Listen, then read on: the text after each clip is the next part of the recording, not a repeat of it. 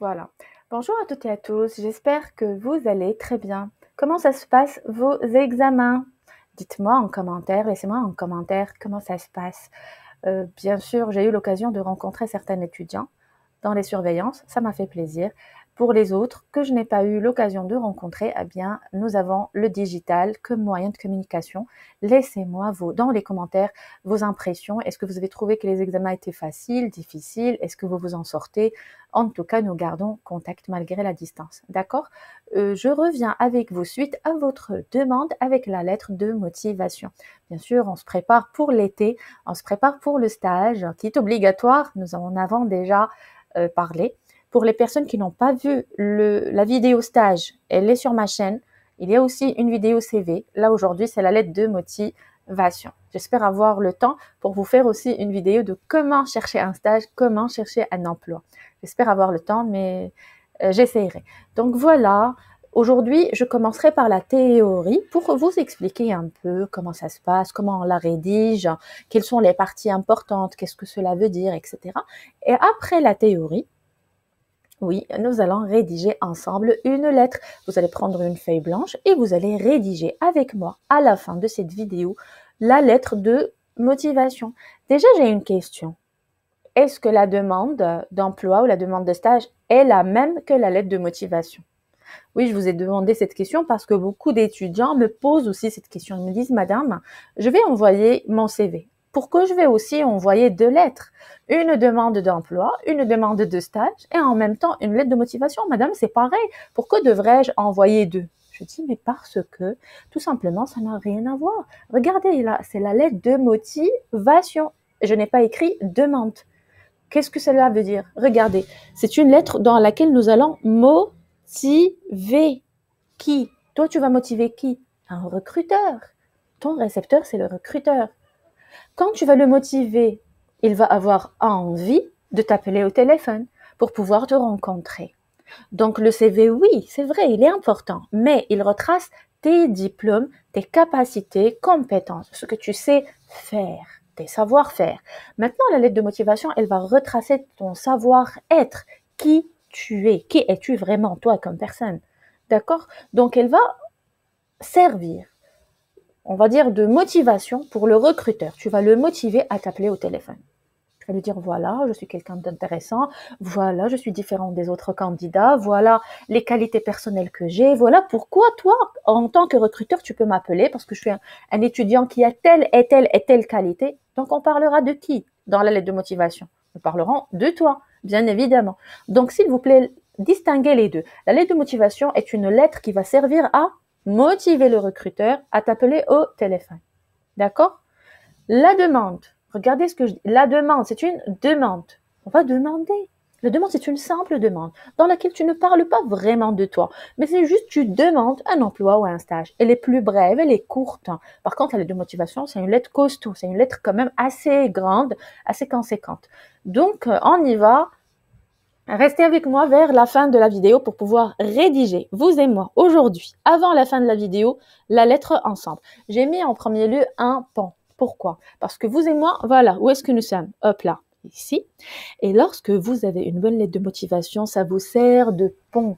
Pourquoi ça vous sert de pont? Parce que vous allez faire un saut qualitatif, un saut transformationnel du mode chercheur d'emploi à, on va dire, à l'emploi. Donc là, on imagine qu'il est le monde des entreprises, on imagine qu'il y a les recruteurs, on imagine les gens qui vont t'attendre, qui sont à la recherche d'emploi, les offreurs d'emploi. Toi, tu es ici dans la catégorie chercheurs d'emploi et donc entre les chercheurs d'emploi là et les offreurs d'emploi, il y a ce pont qui est un bon CV et une bonne lettre de motivation. Ça marche? Donc s'il te plaît, la lettre de motivation, déjà, elle est personnelle parce qu'elle parle de qui? De toi. Moi, dans cette vidéo, je vais t'orienter. Mais tu peux bien sûr reformuler, changer des expressions pour pouvoir l'adapter à ta propre personnalité. Allez, let's go, on y va ensemble. Regardez avec moi quelques conseils qui sont primordiaux. Il y a deux types de lettres de motivation. Lorsque tu trouves une annonce sur Internet, une annonce au journal, donc c'est une réponse à une annonce. Lorsque tu ne trouves rien, tu me dis pas, madame, j'ai rien trouvé. Ben, il y a la candidature spontanée. Oui, il y a la candidature spontanée. Ça veut dire, toi, tu es intéressé par une entreprise. Elle n'a pas mis d'annonce, mais tu es intéressé, c'était ton rêve depuis la première année, ou bien cette entreprise a une notoriété, elle a de la présence sur le marché, elle fait partie des leaders. Donc c'est normal qu'elle te séduit. Et donc dans cette séduction qu'elle t'a fait, tu as envie vraiment d'intégrer cette entreprise, tu dois de ta part aussi séduire ou tenter de séduire cette entreprise. Et donc c'est une candidature spontanée. Lorsque tu partiras à l'entretien, au face-to-face, le recruteur te demandera la question, monsieur, nous n'avons pas déposé d'annonce. Comment ça se fait que vous avez envoyé une lettre de motivation? Vous lui répondez, monsieur, mais c'est cela en fait ma motivation. J'ai envie d'intégrer un corps comme le vôtre. J'ai envie d'être une partie prenante de votre structure. C'est cela ma vraie motivation. Je suis vraiment motivée d'intégrer votre structure. J'espère que vous allez me donner une chance, une opportunité pour l'intégrer. Voilà mes qualifications, voilà mes qualités, voilà mon offre, voilà ce que je peux contribuer, enfin ce que je peux donner de plus par rapport à votre entreprise, et j'espère une petite période d'évaluation dans laquelle vous allez me tester mes compétences, et hop là, la conversation, toi et lui, ça peut se conduire, et non pas, oui, j'ai trouvé une annonce, je vous ai envoyé la lettre. Est-ce que vous savez, cher étudiant, que si il y a une annonce, combien d'étudiants répondent? Combien de chercheurs d'emploi généralement répondent? Plusieurs. Mais donc ta chance, elle est minime. Par contre, lorsque tu envoies une candidature spontanée, même s'il n'y a pas de besoin, qui te dit non madame, il n'y a pas de besoin, qui te dit qu'il n'y a pas de besoin? Peut-être que quelqu'un a quitté aujourd'hui, peut-être qu'une femme enceinte elle est partie accoucher, peut-être que quelqu'un il a eu un accident, et peut-être que ta candidature tombe au bon moment. Donc ça tombe très très bien. Ils vont vous dire, monsieur, figurez-vous que nous avions un besoin urgent aujourd'hui, nous n'avons même pas encore lancé l'information sur les sites sociaux et les réseaux, ben, votre candidature elle est la bienvenue. Donc n'ayez pas peur s'il vous plaît de candidater spontanément. Ta lettre, elle doit être personnelle. Ne la donne pas à quelqu'un d'autre pour l'écrire. Madame, mon écriture, elle n'est pas très bonne. Elle n'est pas très belle, on ne la comprend pas. Essaie de l'écrire toi-même.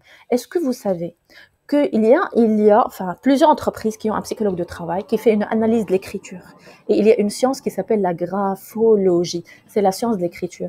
Et chacun de nous a une écriture assez spécifique. C'est comme nos empreintes, en fait.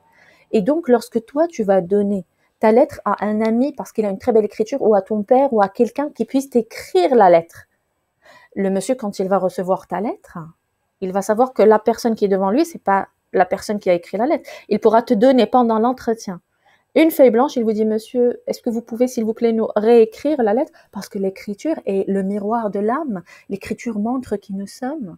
Donc, je ne vous conseille pas de donner votre lettre à quelqu'un pour qu'il puisse l'écrire. Écrivez-la vous-même, avec votre propre main, qu'elle soit manuscrite, d'accord?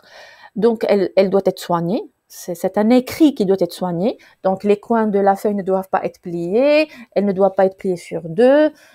Voilà, donc je ne vous cache pas qu'il y a même des personnes qui vaporisent du parfum et qui promènent la feuille. Je vais chercher une feuille. Par exemple, oui, ça se fait, ne soyez pas surpris. Donc, il y a des personnes qui vaporisent. Ne vaporisez pas sur la feuille directe, mais vaporisez dans l'air un peu de parfum. Parfumez votre feuille avant de la mettre dans l'enveloppe. Lorsqu'elle restera 2-3 jours dans l'enveloppe, la personne qui va ouvrir l'enveloppe ressentira, et c'est de la manipulation olfactive. Bien sûr, n'écrivez pas la lettre sur une surface pas propre ou quoi. De toute façon, c'est un diamant, c'est ton passeport, c'est ton pan vers le marché de l'emploi. Tu dois vraiment veiller à ce qu'elle soit parfaite visuellement avant qu'elle soit parfaite au niveau du contenu.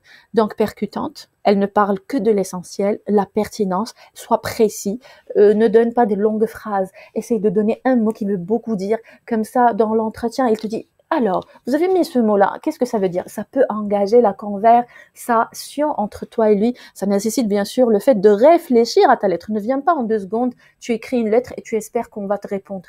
La lettre doit être vraiment le miroir de qui es-tu, qui tu es. Tu es en train de t'afficher dans une lettre de motivation qui va justement motiver le recruteur à t'appeler. Ne la prenez pas à la légère. Il y a beaucoup de personnes qui envoient des CV, ils n'ont pas de réponse. Madame, il n'y a pas personne qui m'a répondu. Ben oui, parce que tu n'as pas envoyé une lettre de motivation de qualité. Donc faites attention, c'est un visa avec le CV. Elle sert à convaincre pour pouvoir avoir votre place dans un marché concurrentiel. J'espère que ça va. Allez, on continue. Regardez avec moi ce que j'ai mis ici. Elle est plus importante que le CV. Le CV, c'est la somme d'informations que tu as. Le parcours, le cursus scolaire. Oui, les langues que tu maîtrises. Nous avons déjà vu, vous et moi, le CV dans la vidéo précédente.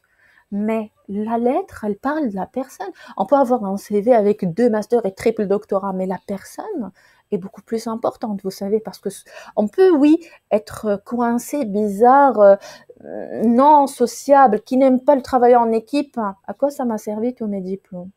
Et je peux avoir un simple master ou une licence où tu peux avoir le niveau que tu as, mais tu es beaucoup plus agréable, communicateur, tu es dans la collaboration, tu as des qualités humaines et dans l'entretien, tu vas te valoriser, tu vas avoir le regard qui pétille, le sourire, tu vas donner envie parce que tu montres que tu es déterminé, que tu es motivé, que tu es la bonne personne pour ce poste et qu'on peut te faire confiance. Tu es crédible, tu es fiable. Regardez de quoi je parle, des soft skills.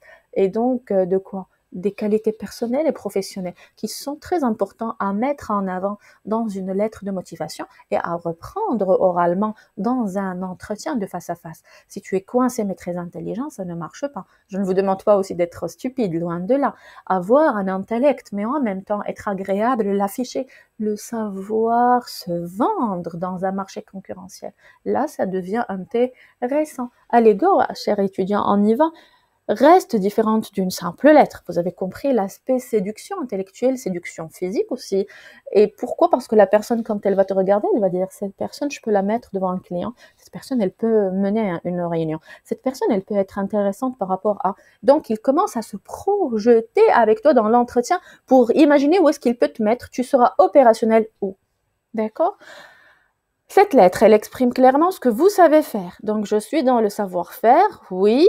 Tout à l'heure, j'ai dit le savoir-être, je suis d'accord. Mais c'est aussi un aspect de ton savoir-faire. On va voir bien sûr quelques éléments qu'on pourrait intégrer. Pourquoi tu es en train de demander un emploi? Pourquoi tu postules? Et je vous conseille de ne pas transformer la chose en rigolade. Même madame, pour travailler, pour avoir un salaire. Ne répondez jamais ainsi.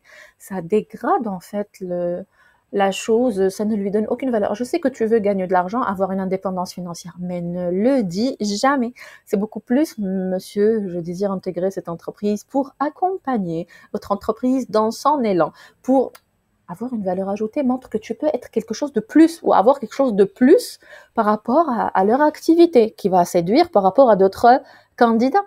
Donc, tu as besoin de quoi, cher étudiant? Regarde ici le mot que j'ai mis ici, une synthèse. Assis-toi, prends un petit café, réfléchis. Toi, tu es qui? Tu as quoi comme qualité? Qu'est-ce que toi, tu peux offrir à une entreprise? Fais une synthèse, une sorte de rapport sur ta vie personnelle et professionnelle.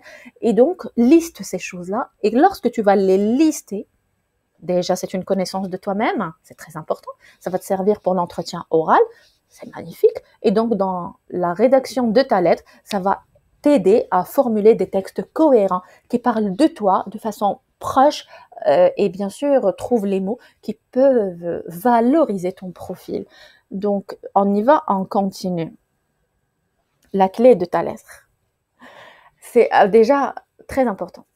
Avant de te lancer dans la rédaction, dans la production de ton document, la réflexion, je l'ai déjà dit, fais un brouillon, prépare ton argumentation et cette lettre est le démarrage déjà des arguments que tu vas utiliser dans le face-to-face, dans l'entretien.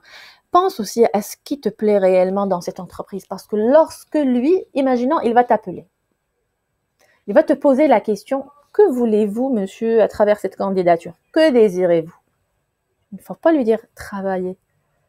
Il faut que tu puisses partir en sachant où veux-tu être, dans quel service, dans quel département. Cherche aussi sur Internet le département, les missions qui sont affectées à ce département, le rôle de ce département. Et si tu veux être avec telle ou telle personne ou tel, donc le poste pour lequel tu postules.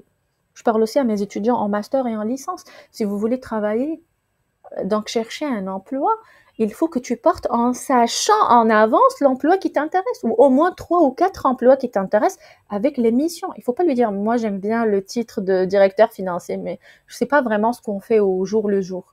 Donc, faites attention. La réflexion au niveau de ta lettre de motivation est un démarrage de réflexion, est une préparation psychologique au face-to-face avec le recruteur.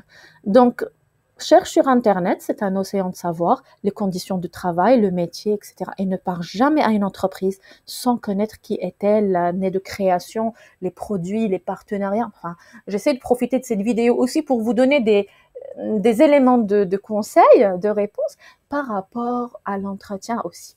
Allez, je reviens. La structure de la lettre. De quoi est-elle constituée? Je parle bien sûr de l'entête, le corps et le pied de la lettre. D'accord? L'entête où il y a toutes les petites informations, le corps où il y a le grand texte et le pied de la lettre. Le pied de la lettre, demande d'entretien et formule de politesse. L'entête, c'est ta photo. Vous vous rappelez du CV? Ici, c'est ta photo. D'accord? Ici, c'est les informations personnelles. Objet, je vais vous montrer tout à l'heure. Objet, monsieur, et ici, à l'attention de. Bien, ne vous inquiétez pas, tout à l'heure, je vais vous montrer en détail. Moi, ici, de quoi je parle? Du corps. Parce qu'il y a l'entête, le corps et le pied. Le pied, il est tout petit. Il y a 2 phrases. Tu demandes un entretien et formule de politesse. L'entête, combien il y a d'éléments? Il y a la photo. Voilà. Alors, la photo, les informations personnelles. Il y a à l'attention de monsieur le directeur il y a ceux qui envoient, si tu rentres sur Internet, dans l'organigramme, tu vois qu'il y a un DRH, tu envoies au DRH. Si tu veux écrire une lettre standard, tu mets à l'attention de monsieur le directeur, hop, l'entreprise. Ici, objet, lettre de motivation. Monsieur, tu as terminé ton en-tête. Maintenant, je vais parler du corps, le contenu qui nous intéresse. Alors, de quoi il est constitué? À part les coordonnées, voilà, l'adresse complète, etc., qui sont dans les informations personnelles. Voilà, hop là. Ici, en face de la photo. Pardon. La photo, c'est dans le CV. Oui, j'ai dit à 2 reprises la photo. Donc, en principe, c'est la date. Je voulais dire la date, mais c'était un lapsus. Un lapsus involontaire. Je parlais de la date. Je reprends.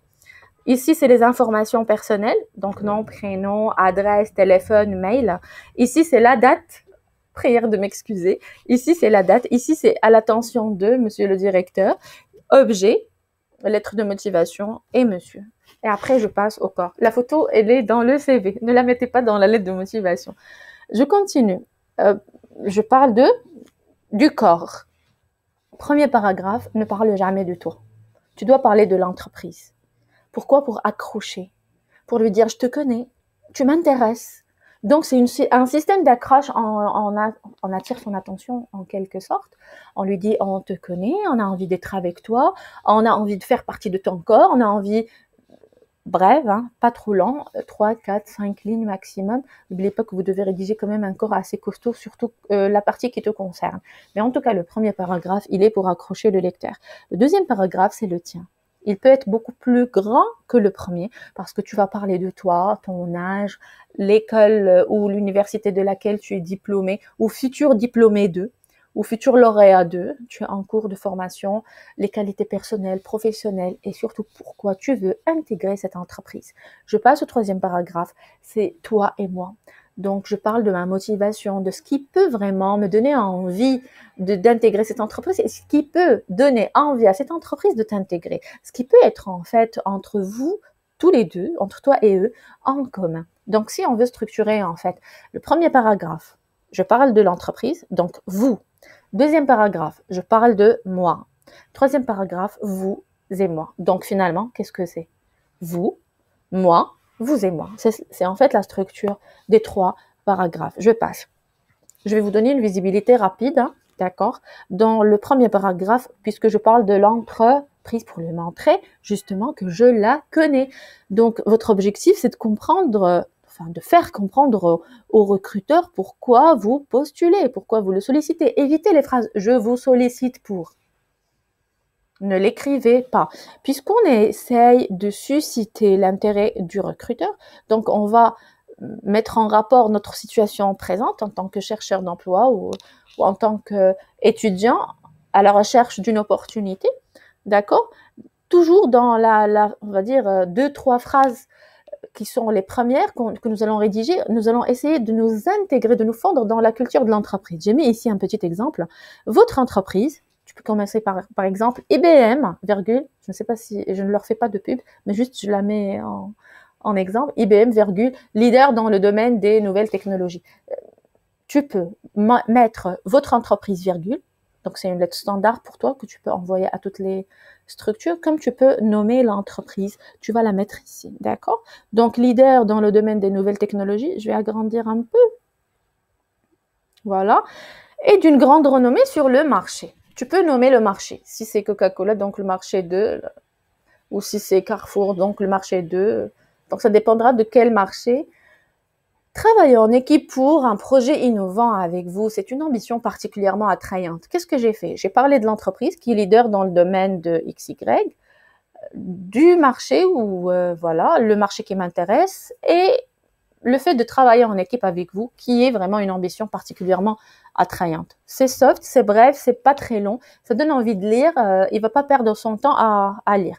Le deuxième paragraphe, puisque tu vas parler de toi, donc tu vas te présenter ton projet professionnel, le poste que tu envisages et rapidement tu vas présenter tes savoirs, tes savoir-faire, tes expériences, tes loisirs, si ça c'est cohérent et ça correspond au poste. Sinon, si c'est un loisir assez lointain, non. Si tu peux bien sûr reprendre quelque chose que tu as fait qui est en relation, dans une petite phrase, n'oublie pas qu'il n'a pas beaucoup de temps à accorder dans la lecture dans chaque lettre. Donc, tant que c'est pertinent, c'est concis, c'est bref, c'est bien. Donc ici, imaginons jeune Marocain diplômé de l'école supérieure X ou de l'université X, ou en cours de formation, ou en cours d'obtention d'une licence, ou en cours d'obtention d'un master en. Je recherche actuellement un poste me permettant, j'ai pas mis ici, bon, me permettant de mettre en pratique mes compétences. Qu'est-ce que tu recherches? Parle aussi de tes qualités personnelles et professionnelles. Bien sûr, ça demanderait aussi de la réflexion. Vous pourriez me demander des questions si vous voulez rédiger carrément un petit paragraphe et je le corrige en commentaire. Il n'y a pas de souci. Vous pouvez me le laisser. Bien sûr, vous devez garder votre motivation dans le troisième paragraphe et lui montrer surtout qu'est-ce qu'il a à gagner en te recrutant ou qu'est-ce qu'il va lui-même gagner en t'appelant pour un stage. Donc, cette partie doit parler de vous deux, de toi et l'entreprise. Vous devriez montrer que vous allez apporter à l'entreprise dans le cadre de ce poste des avantages et des bénéfices. Pense quelle est ta valeur ajoutée. Toi, tu vaux quoi de plus que les autres? Qu'est-ce qui te distingue des autres candidats? Ça nécessite quand même de la réflexion. D'accord? Voilà. Hop là, je reviens. Les pièges que tu ne devrais pas faire. Si tu ne parles pas de l'entreprise choisie, tu commences directement ta phrase par « je désire ». Il y a beaucoup de lettres avec « je voudrais » ou « je désire ». Non, ne parle pas de « je » en premier paragraphe. Tu utiliseras le « je » en deuxième paragraphe. Donc, n'exagère pas trop. Je suis le meilleur des meilleurs. Sans moi, je ne suis... Non, la modestie intellectuelle, la modestie est de taille. Laisse les gens te respecter. Ne force pas, ne dis jamais respecte-moi, mais laisse les gens te respecter à travers ta valeur, tes compétences. Donc ne pompe pas, ne mens pas. Si aussi tu détestes travailler en équipe, n'écris pas esprit d'équipe. Si tu as toujours besoin de quelqu'un, n'écris pas indépendant, autonome. Faites attention au choix des adjectifs que vous allez mettre pour qu'ils ne soient pas vraiment en contradiction totale avec ta personnalité. Si tu n'aimes pas l'oral, tu détestes parler à l'oral, tu détestes prendre la parole en public, ne mets pas capacité communicationnelle. Si tu détestes, enfin, une chose, ne mets pas l'adjectif qui va te créer des soucis, tout simplement. Donc, une lettre de motivation, ce n'est pas court. Je vous ai dit tout à l'heure, c'est la demande d'emploi qui est courte. Donc, 5 lignes n'est pas une lettre. Et ne parlez pas négativement avec un air hautain ou avec je suis. Ne pompez pas votre ego. Restez modeste, d'accord?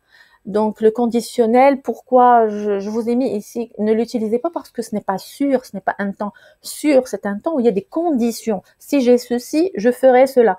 Ça montre aussi que tu fais du chantage, que lorsqu'on te fait quelque chose, il faut... C'est dans une logique en fait de chantage, voilà, tout simplement.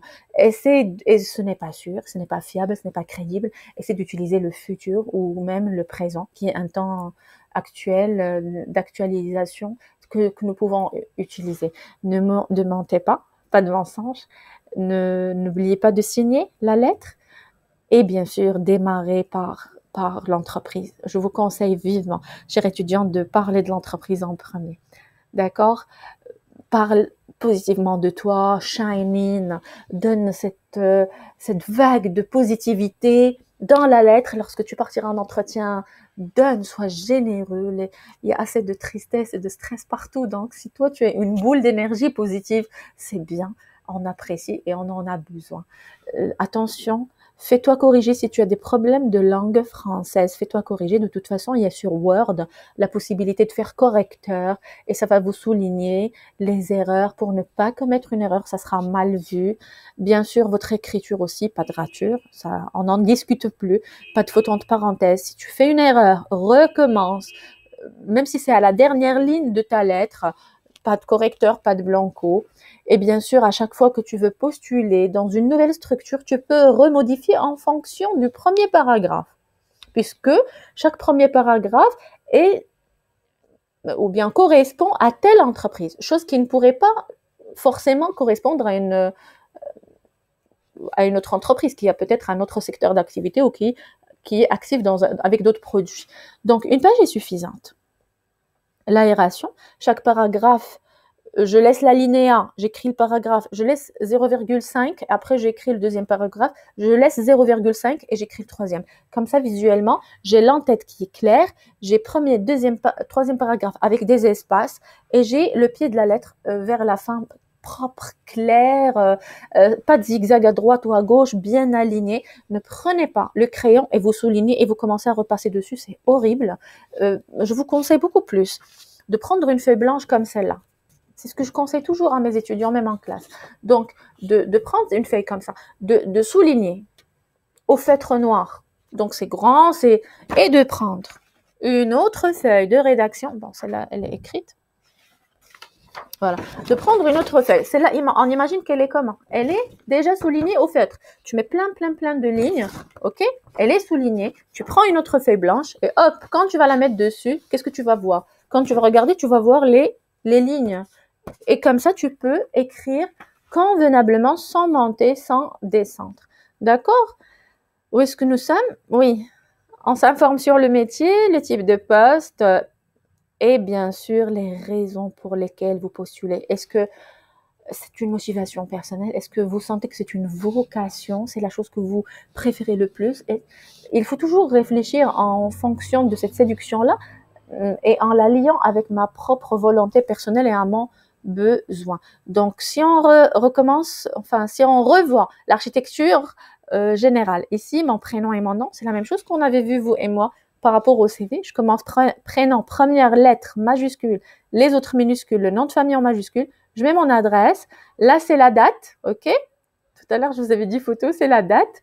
Ici, c'est le destinataire, voilà. Donc, à monsieur le directeur ressources humaines 2 ou bien à monsieur le directeur 2.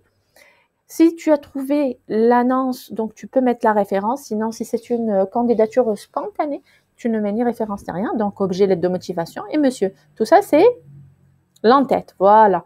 Ici, c'est le contenu, donc le corps de la lettre avec une accroche. L'accroche, c'est quoi? Qu'est-ce que nous avons vu tout à l'heure? L'accroche, c'est parler de l'entreprise.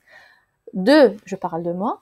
3, je parle de ce que je peux gagner en collaborant avec l'entreprise. Et je termine avec la demande d'entretien et une formule de politesse. Je mets mon prénom, je mets mon nom, je signe et hop là, ça marche. N'oubliez pas de prendre la feuille, une feuille blanche, mettez les lignes, prenez une autre feuille, mettez-la sur la feuille où il y a les lignes pour ne pas écrire de façon zigzag. Ça marche? Une petite formule de politesse. Cordialement, ça ne marche pas. Ce n'est pas un email, c'est une lettre. Donc, qu'est-ce que je mets en bas au pied de la lettre pour bien sûr que la chute soit positive? Imaginons, souhaitant vivement vous rencontrer pour vous exposer davantage, donc plus amplement, mon expérience et mes motivations, je me tiens à votre disposition. J'ai mis ici un petit S, je l'enlève. Donc, et vous prie de recevoir Madame ou bien Monsieur, l'expression de mes salutations distinguées. C'est une phrase soft, light, précise, concise, pertinente, dans laquelle tu fais quoi? Je veux te voir. Laisse-moi l'occasion de te voir pour pouvoir mieux t'expliquer ma motivation. Donc, tu es en train de lui dire, appelle-moi. J'ai envie encore de m'exprimer parce que la lettre n'est pas suffisante. C'est un appel à l'entretien, c'est une demande d'entretien. Et je termine avec « Je vous prie de recevoir », d'accepter, voilà, mes salutations. C'est une petite phrase, une formule de politesse pour pouvoir clore. Donc, un peu de patience, on va passer à la pratique. Vous pourrez peut-être prendre une feuille pour pouvoir rédiger avec moi la lettre de motivation. Ça marche? Allez-y, prenez une feuille, bloquez la vidéo, prenez une feuille. Quelle couleur de stylo? Le bleu. Et je vous donne un conseil. Pourquoi déjà le bleu? Parce que le bleu est souvent assimilé à une couleur de confiance. D'accord? Ça, c'est de 1. De 2. Si vous commencez avec un stylo et que vous le perdez, ne prenez pas un autre stylo parce que la couleur bleue, elle va changer du premier stylo à l'autre. Si tu commences ta rédaction, continue. Si maintenant tu es énervé, n'écris pas la lettre, franchement. Parce que lorsque nous sommes énervés, la qualité de l'écriture, elle exprime, elle reflète ce que nous ressentons à l'intérieur. Choisis un environnement calme. Pas à côté d'une nourriture parce que la feuille absorbe les odeurs. Fais attention à tous les petits détails qui paraissent stupides mais qui ont vraiment une grande importance. La feuille doit être propre, blanche, de bonne qualité. D'accord? Que tu mets dans une enveloppe blanche avec le CV et la demande de stage ou la demande d'emploi. D'accord? Et si, imaginons, tu envoies par mail. Oui, tu peux l'écrire, la scanner, c'est possible. Sinon, tu peux taper sur Word, par Word, tu l'envoies. Mais le jour où il t'appelle, écris-la manuellement et emmène-la avec toi. Tu lui dis, monsieur, je vous ai déjà envoyé mon dossier de candidature, mon CV, ma lettre de motivation, mais je le ramène quand même. Voilà, hop, et tu lui donnes. Il va vous regarder, il va apprécier. Et ça va t'éviter aussi l'effet surprise de, il te donne une feuille blanche et il vous demande de la rédiger sur place. Donc, je passe, vous avez pris la feuille, j'espère que vous avez pris la feuille blanche, hop, et on y va. De façon globale, regardez avec moi. Je vais réduire le ruban pour que ça puisse être plus visible. Voilà. Donc, l'architecture globalement. Je vais un peu descendre ici. Voilà. Globalement, ça doit être comme ça, en fait. Et donc, ici, qu'est-ce que je remarque? Mes informations personnelles, prénom, nom. Mon téléphone, je peux mettre l'adresse, éventuellement. Il est déjà, bien sûr, il est déjà ces nominations ou ces informations dans le CV, mais on les reprend. Donc, le mail, vous vous rappelez de mon conseil, la séance précédente dans le CV. Donc, pas de mail de chat ou de Facebook, mais c'est des mails professionnels. Ici, la date, vous mettez la date et vous mettez à qui est destinée votre lettre, objet, lettre de motivation ou demande d'emploi ou demande de stage, ça dépendra. Monsieur, ça c'est mon en-tête, là c'est le contenu. Regardez à chaque fois, bien sûr ici je peux laisser l'alinéa, c'est possible. Sinon, ça aussi c'est acceptable. Je laisse un espace entre paragraphe 1 et paragraphe 2, ok? Et bien sûr, cette aération-là permet au recruteur d'avoir envie de la lire déjà, parce qu'une lettre mal présentée, ça ne donne pas envie de la lire, ça c'est clair et net. Et donc, je termine avec mon nom et mon prénom et je signe. D'accord? Donc, regardez juste par curiosité. Je sais que vous êtes curieux, que vous allez essayer de lire. Par curiosité, regardez. Dites-moi, est-ce que c'est bon? Regardez, avec quoi on a commencé? Âgée de 19 ans, je suis actuellement en première année. Est-ce que c'est bon? Catastrophe. Parce que la personne ici, elle commence par elle parle de son âge, etc. Et alors que, qu'est-ce que je vous ai dit? Nous commençons par vous. Je parle de l'entreprise. Je ne parle pas de moi en premier. Je parle de l'entreprise. D'accord? J'espère que vraiment vous avez écouté ce détail. Donc ici, la personne, dans le cadre de mes études et afin de prendre un premier contact avec le monde professionnel, je suis à la recherche d'une entreprise. De quoi elle parle? Que d'elle. Elle passe en deuxième paragraphe, particulièrement intéressée par le domaine du marketing. Elle continue à parler d'elle. Elle parle que d'elle. L'entreprise, elle va dire, mais moi, qu'est-ce que je gagne dans l'affaire? Parce que vous ne montrez pas vraiment ce que vous pouvez faire gagner à l'entreprise. Du coup, qu'est-ce qu'il faut avoir à l'esprit? Je te connais, je suis motivée à t'intégrer, je connais ton secteur, je connais le marché dans lequel tu évolues, je connais peut-être tes produits. Vous devez montrer en premier que vous connaissez l'entreprise. Après, dans le deuxième paragraphe, vous devez parler de vos qualités. Ne construisez pas des phrases très longues, 2-3 lignes pour dire une chose. Essayez de prendre des mots-clés avec des virgules. Une phrase, oui, ça ne dépasse pas une ligne et demie, une idée. Donc, faites attention. Donc, j'espère que c'est clair. Je reviens Pour vous donner un petit exemple, j'espère que c'est clair. Voilà. Là, je suis où? Là, je suis dans le corps. Le corps, c'est ça, c'est le premier paragraphe. Là, c'est le deuxième.